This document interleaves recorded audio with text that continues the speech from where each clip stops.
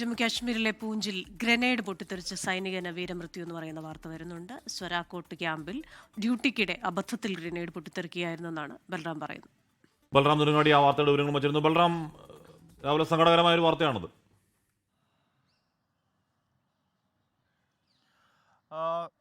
Hashmi Christina, തീർച്ചയായും സങ്കടകരമായ ഒരു വാർത്ത തന്നെയാണ്. പൂഞ്ചിലെ സുരൻകോട്ടിലെ ദർബയിലെ സൈനിക ക്യാമ്പിൽ ഉണ്ടായ പൊട്ടിത്തെറിയിലാണ് ഒരു സൈനികൻ വീരമൃത്യു വരിച്ചത്. ഇയാൾ സെൻട്രി ഡ്യൂട്ടിയിലായിരുന്നു ഉണ്ടായിരുന്നത്. 16 രാഷ്ട്രീയ റൈഫിൾസിൻ്റെ ക്യാമ്പിലെ സെൻട്രി പോസ്റ്റിലാണ് ഈ അപകടമുണ്ടായത്. ഈ ഗ്രനേഡ് അബദ്ധത്തിൽ പൊട്ടിത്തെറിച്ച് സിപ്പായി ചൗധരി ഭവേഷ് എന്ന സൈനികനാണ് വീരമൃത്യു വരിച്ചിരിക്കുന്നത്.